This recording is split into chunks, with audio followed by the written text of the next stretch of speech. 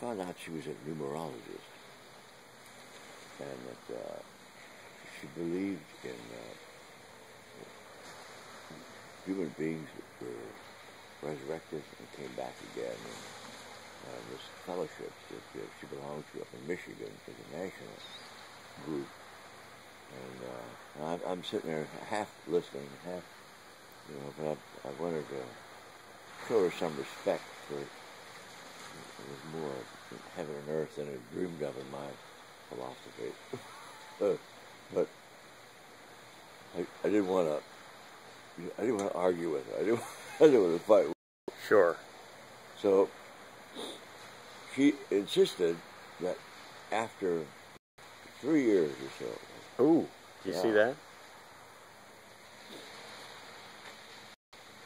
After 3 years. I participate in this numerology thing. I said, wait, whoa. I said, first of all, I don't believe in that. I can't believe that numbers are related in any way to the human spirit. I just have to, don't implicate me in any kind of shenanigans. She said, well, I've already done that. I need your date of birth and some other numbers and stuff. I gave her the date of birth. She said, well, this guy's going to call you. Some guy? Yeah. Some guy up in Michigan who is hooked up with Casey, one of the... Oh, that John Wayne Casey, or yeah. some, right, sure. I know who you're talking about. That. Okay. Casey. I said, but please don't accept. I don't expect anything from this. He said, no. You'll see. So. How long ago was this? This is about 20 years ago.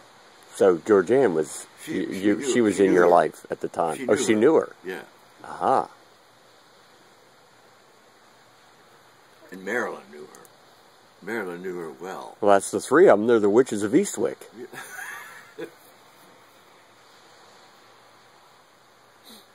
Guy called me up. He said, do you have minutes on the phone? I said, yeah. He said, I've got your numbers worked out.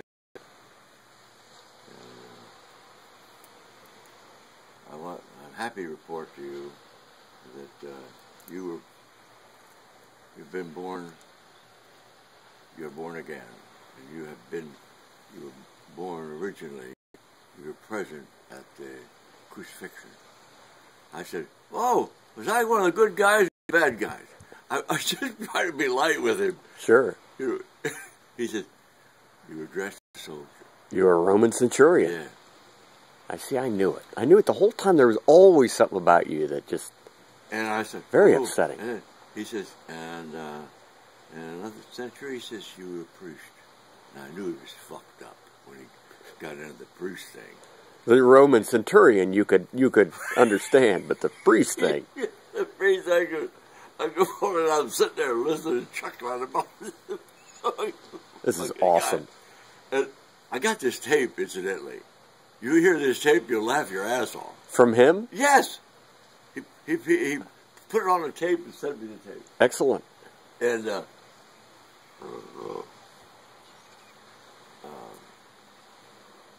then at one point you were born and became very, very wealthy. I said, where's that money? It's buried under a body in Byesville. That's where it is. It's still in Byesville. It's under a box. And then he said, you had a boat, a big boat, and a plane. Now wait a minute, I said. And that had to be just since boats and planes was in his last few years, that'd be in my last life. I said, where's that plane? I'm trying to get loose. Sure, I'm trying to be light with him, but he wasn't chuckling about it. He was taking your reaction seriously? Yes. I wanted to tell Jack that story. And he wasn't hearing of it? No, he didn't want to hear that. He didn't want to hear it. So was this, when you wanted to tell that story, was this later in the day or earlier in the day? Because I think it was sort of, with him. Well, you were up there in the room. Yeah, he was just, it's sort of like a sugar high. You know, he has a bunch of, anybody who has a bunch of sugar, eventually they just start to get off balance, off kilter. I think by that time, playing around with you and Glenn, I think he just, by that time he'd had it with the seriousness.